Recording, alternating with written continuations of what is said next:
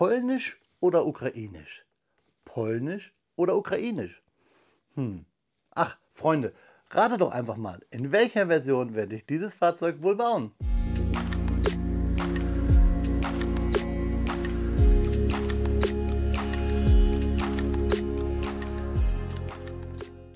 Willkommen in der Nockenklötzchenscheune. Mein Name ist Blockstar und Freunde, es wird Zeit, euch die neueste Neuheit aus dem Hause Kobi vorzustellen. Das Set 2624, den T72 M1R, den wir in der polnischen und in der ukrainischen Version bauen können. Ich habe mich lange auf ein T72 im Maßstab 1:35 gefreut. Ich hoffe, ihr auch. Kommt mit mir jetzt auf den Bautisch, dann schauen wir uns den Inhalt dieses Kartons genauer an.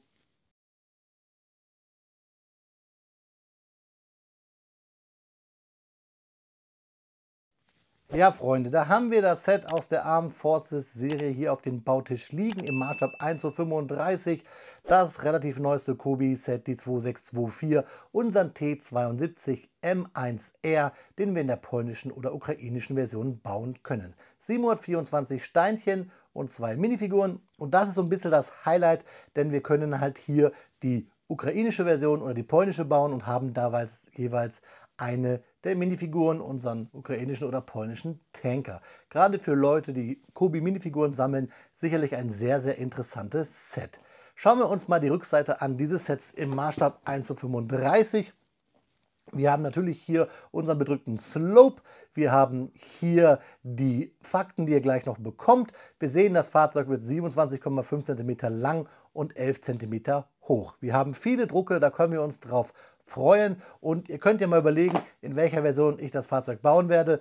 Tja, ich denke mal, es ist eindeutig, denn ich glaube, dass man gar nicht hier viel anders macht, nämlich nur die Fahnen tauschen. Aber das sehen wir erst, wenn wir den Karton öffnen und uns die Anleitung anschauen. Deswegen, Freunde, kommt mit mir mit quasi auf den Bautisch, wenn wir uns den Inhalt des Kartons jetzt anschauen. Dafür muss dieser Karton nur einmal kurz fliegen. Ja, Freunde, da ist der Inhalt aus dem Karton herausgeflogen. Wir haben eine Bauabschnittshüte 1, wir haben eine Bauabschnittshüte 2 und wir haben eine Anleitung, Klammer gebunden.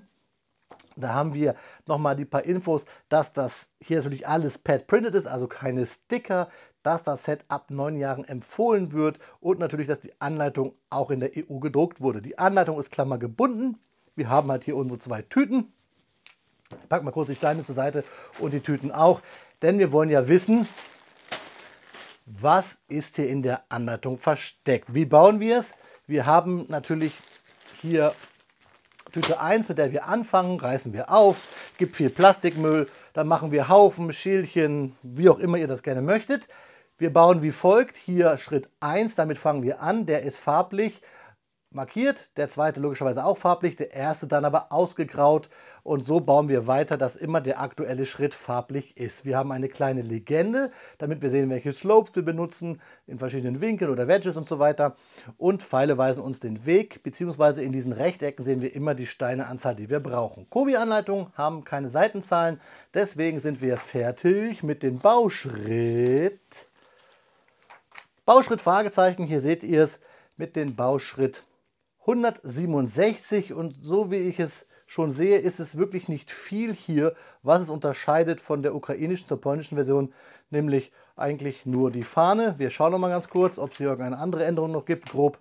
Nein, es ist nur die Fahne. Freunde, alles andere würde ich euch jetzt einblenden, aber ich muss sagen, es sieht ziemlich cool aus. Wir haben hier wirklich viele Prints, da freue ich mich ganz besonders drauf. Letzte Seiten dann immer Anleitung, wie wir die Minifiguren zusammenbauen und die Steine, die verbaut wurden. Für ein 1:35 Set ja ziemlich viele, das finde ich cool. Wenn euch ein Stein fehlt, könnt ihr das gleich hier unten auf der Webseite monieren. Und dann das Coolste immer die Werbung auf den letzten Seiten. Da lohnt sich auch immer so ein bisschen. Freunde, schaut mal, welches Set ich davon schon gebaut habe. Könnt ihr überprüfen, wenn ihr oben auf dem i klickt auf meiner Kobi-Playlist. Jetzt habe ich viel geredet. Und es gibt noch eine Menge zu erzählen. Das bekommt ihr nämlich jetzt bei der Faktenzeit während des Speedbuilds. Da wünsche ich euch viel Spaß bei und ich weiß, ihr wünscht mir jetzt viel Spaß beim Klemmen, liebe Freunde.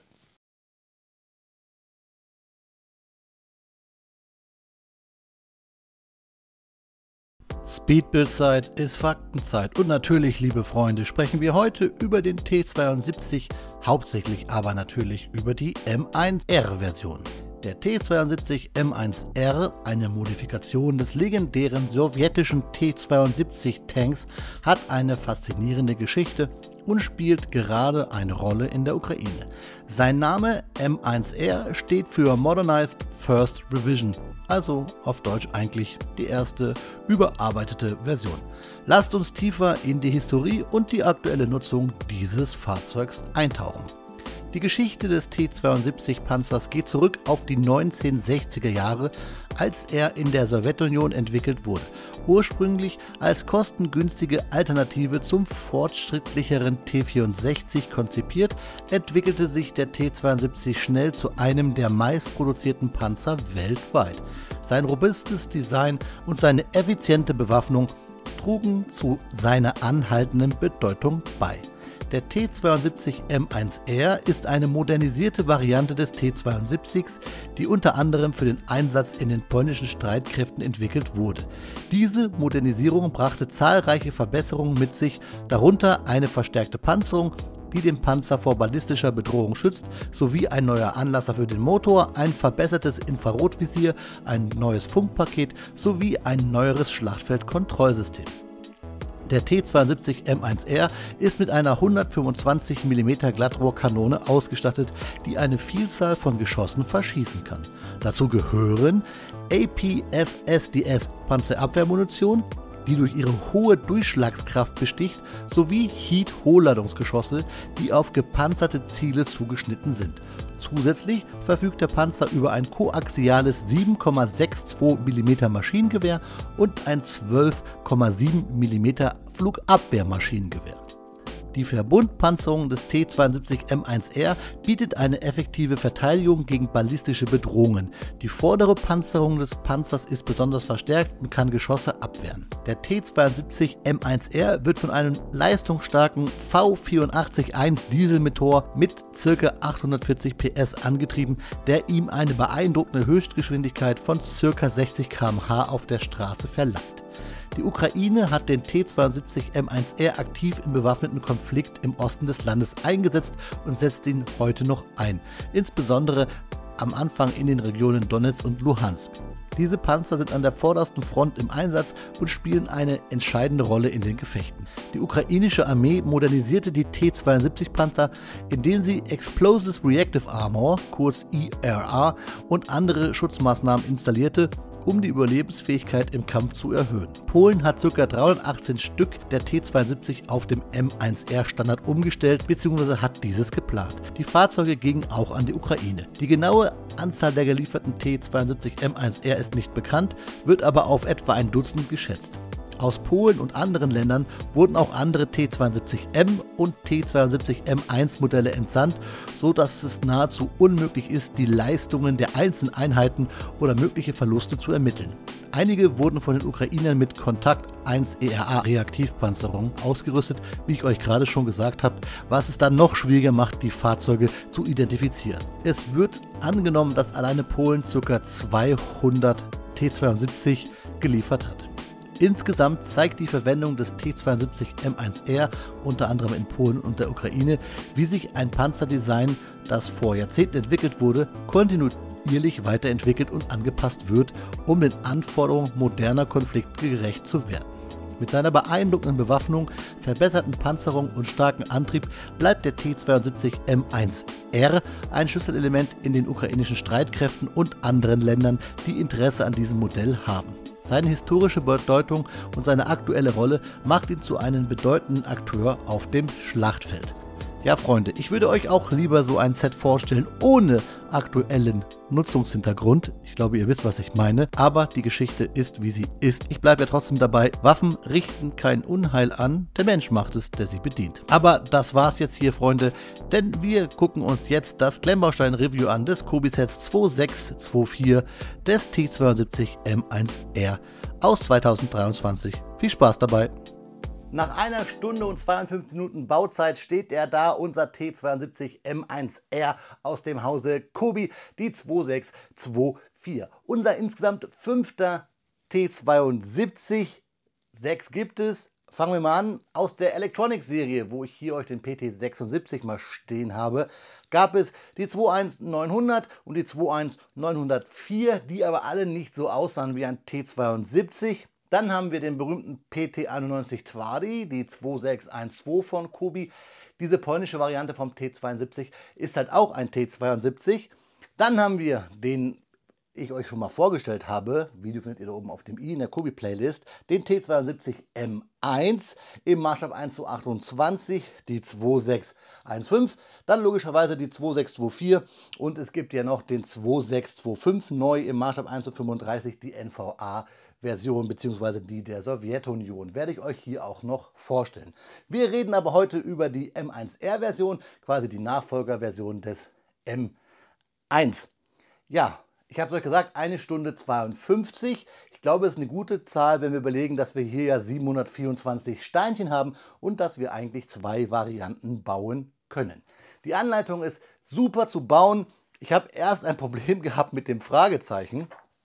Das zeige ich euch mal ganz kurz, weil ich das zum ersten Mal dachte so, warum druckt da Kobi ein Fragezeichen in die Anleitung? Aber es bedeutet ja nur, was wollt ihr bauen, wie willst du es bauen? Ne, je nachdem, wie du es bauen willst, pass auf, du musst hier, wenn du willst, ne, Fragezeichen, den Motor öffnen, musst du hier den Kasten abnehmen. Habe ich auch irgendwann gecheckt. Also die Anleitung ist ziemlich easy zu lesen und was ich ganz besonders cool finde ist, wenn wir den Unterbau bauen, das zeige ich euch auch noch mal ganz kurz, ich hätte mir hier Post-its machen sollen, haben wir quasi eine Farblegende, halt am Anfang, dass wir sehen, wie wir die Räder anstecken können. Also der Unterbau ist genau so gebaut, dass wir die Räder farblich gar nicht falsch bauen können. Also hier sieht man das Bild mit den Rädern und wenn wir uns jetzt mal das Fahrzeug von unten angucken, sehen wir genau da, wo wir hier braune Achsaufnahmen haben oder schwarze, da setzen wir auch dann die braunen oder die schwarzen Räder an. Das finde ich ziemlich cool. Da hat sich der Designer Gedanken gemacht. Das finde ich klasse. Man hätte ja auch im Untergrund einfach, wahrscheinlich ist es sogar einfach, wenn man Steine der gleichen Farbe das durchziehen können, weil von unten guckt ja keiner unter den Panzer. Das finde ich ziemlich cool, hat Kobi schön gelöst. Gucken wir uns das Fahrzeug an. Wir haben unser Typenschild, das kennen wir, schön bedruckt, T72M1R. Die gehen bei mir immer in eine Tüte, weil ich die Fahrzeuge ohne die Tüten-Slopes hier ins Regal stelle. Wir haben eine ganze Menge Steine über, Kettenglieder, Bügelperlen, Bügelperlen-Aufapplikator und sogar eine 1x1er Plate so und diese Mini-Stangen. Dann haben wir hier noch Steine, die wir brauchen für die ukrainische Version. Dazu kommen wir gleich, denn so geht sie bei mir auch ins Regal. Ich wollte euch nur zuerst die polnische Version zeigen. Und ich muss wirklich sagen, ich finde dieses Fahrzeug richtig klasse. So viele Details in diesem kleinen Maßstab, das finde ich richtig gut. Rollen tut ja auch ganz gut, nur mit einem gewissen Druck. Das kann aber auch hier an meinem Bautisch liegen. Schauen wir uns das Fahrzeug an.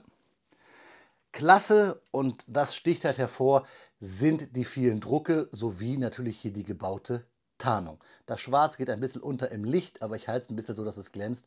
Also richtig nice. Ich gehe mal auf ein paar Details ein. Ich habe hier die polnische Version für euch zum Zeigen gebaut. Wie gesagt, wir bauen sie live gleich um in die ukrainische. Wir haben hier dieses typische polnische Fahrlicht, dieses Dreieck.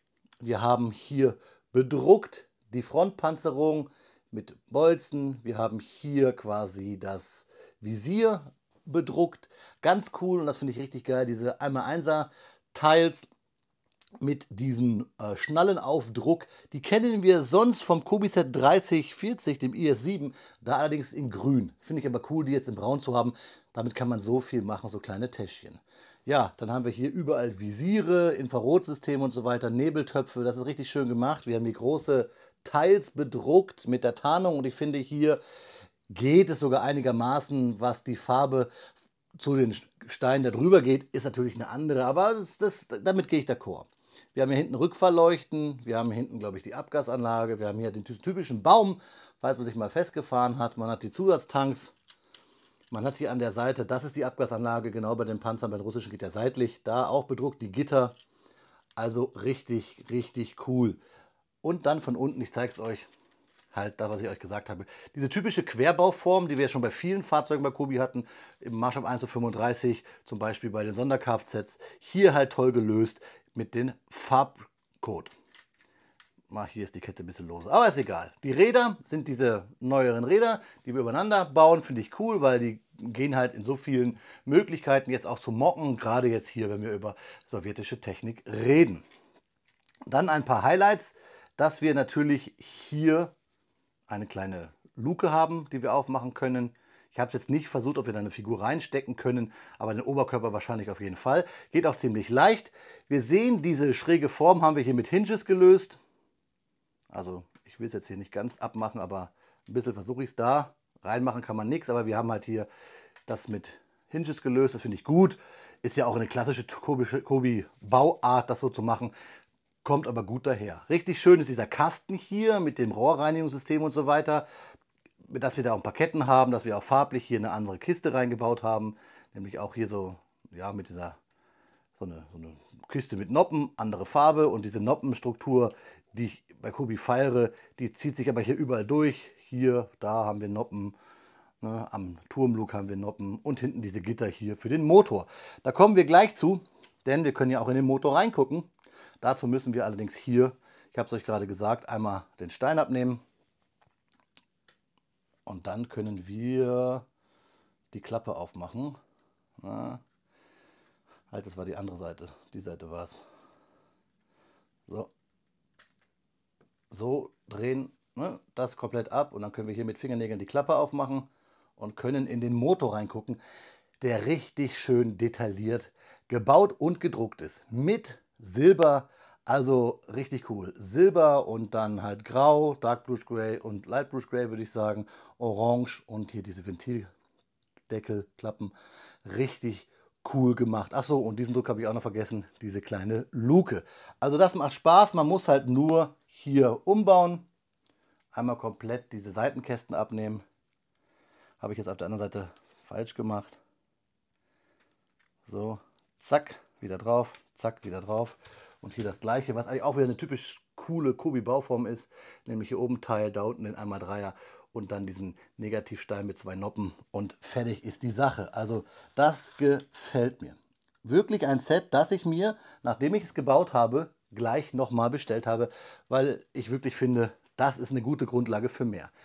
Ich finde, natürlich kommt diese etwas flachere, dreieckige Form nicht so gut raus, wie jetzt vielleicht beim großen Stück. Der wirkt schon sehr flach und breit, aber in dem Maßstab super. Also ich muss echt sagen, ein klasse Set, was vom Bauen her auch wirklich Spaß gemacht hat. Ich habe es euch gesagt, ich kann hier gar nicht so viel zu sagen, weil es macht Spaß zu bauen. 1,5 Stunden, 1 Stunde 50, 2 Stunden, je nachdem wie ihr es seht, richtig Spaß. Ja, die Fahne, hier hinten einfach nur eine Jumper gesteckt, die polnische, die bauen wir aber jetzt eh aus, denn ich will hier umbauen auf die ukrainische Version, hier live. Aber wir schauen uns erst die Figur an, die bekommt ihr natürlich hinten in groß nochmal. Schönes Barett, viele Drucke, hier die Uniform, da steht natürlich wieder als Namensschild Kobi drauf. Bei den Herren da, hier ausgezeichnet schwarze Stiefel, ihr grüner Schal, freundlich daherguckend, von hinten nichts bedruckt, aber da auf der Seite die polnische Fahne.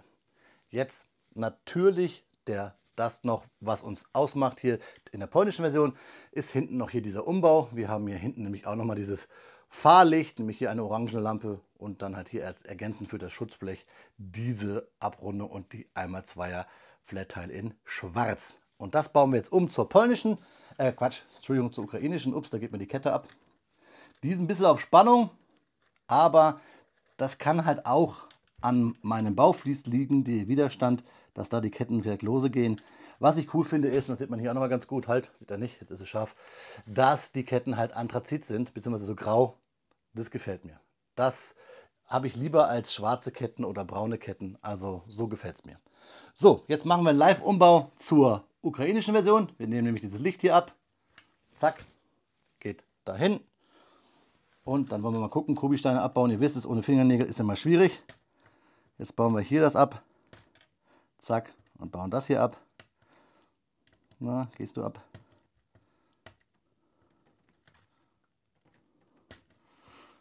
Ja, Vorführeffekt, beziehungsweise nicht Vorführeffekt. Es war ja klar, Kobi-Steine lassen sich nicht so einfach trennen.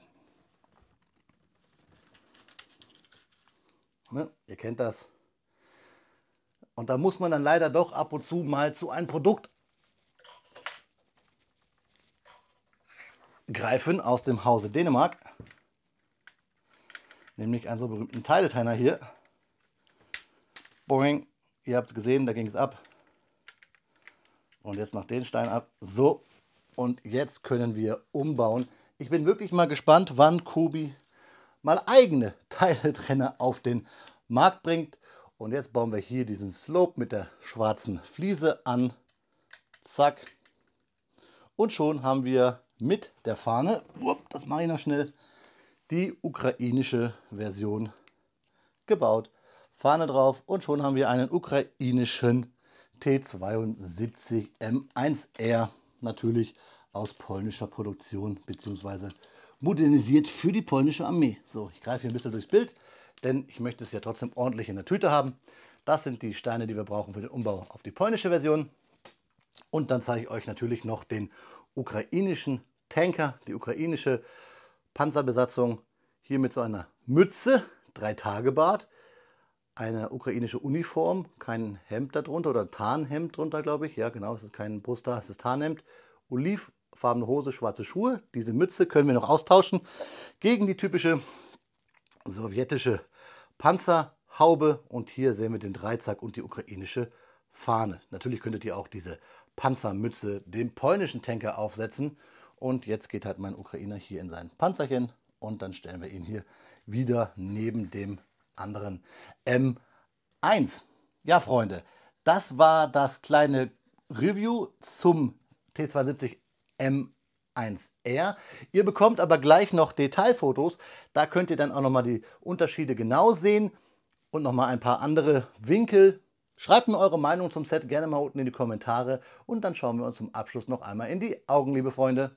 Ja, Freunde, wie immer an dieser Stelle bekommt ihr Detailbilder vom Kobi Set 2624. Hier ja eine 2-in-1 Version, deswegen bekommt ihr auch Bilder von beiden Varianten, der polnischen und der ukrainischen. Es gibt noch ein paar Fakten zum T72 hier on top. Insgesamt sollten 20.000 Einheiten gebaut worden sein. Die Streitkräfte der Russischen Föderation hatten wohl 9.200 Einheiten in Arsenalen gelagert. 1.200 davon sind dann in die Ukraine einmarschiert. Laut Oryx Institute, also einer unabhängigen Quelle, sind Stand Oktober 2023 1.200 davon schon nicht mehr im Einsatz. Die Ukraine haben wohl 182 verloren. Gruseliger Fakt, muss ich aber erzählen, wenn wir hier über Fakten reden. Und außerdem sind diese polnischen Fahrzeuge ja auch irgendwie bei der ukrainischen Armee gelandet, dieser M1R-Version. Ich kann euch schon mal einen kleinen Fakt geben für die 2625, also den T72 in der NVA-Version. Die NVA hatte 549 T72 im Einsatz. So, das waren die Fakten bis hierhin, die es nochmal on top gab. Ich würde mich freuen, und das hört ihr gleich nochmal, wenn ihr ein bisschen etwas für den Algorithmus tun könntet, wenn ihr ein bisschen das Ding glühen lassen würdet, Daumen hoch, Daumen runter, über Kommentare würde ich mich freuen und vielleicht teilt ihr dieses Video auch noch, meine Freunde. Ja, Freunde, und hattet ihr am Anfang richtig geraten, welche Version ich baue? Ich glaube, wer meinen Kanal verfolgt, dem war es schon klar. Ja, das Schöne ist, wenn das Video zu Ende geht, dann ist das nächste Blockstar-Video schon gar nicht mehr so in weiter Ferne, denn ich bin wahrscheinlich, während ihr das Video hier schaut, schon am Schneiden des nächsten. Ich muss sagen, dieses Set, die 2624, gefällt mir richtig gut. So viele Drucke, ich bin hin und weg. Und ich glaube, dass dieses Set, gerade auch hier diese 2-in-1-Version, eine gute Grundlage bieten kann für noch andere Mocks im T64-Bereich oder T80, T90. Ich glaube, das ist eine gute Grundlage. Ich habe mir dieses Set noch einmal bestellt und es gibt da ja auch noch die NVA-Version, die ich euch hier auch noch vorstellen werde.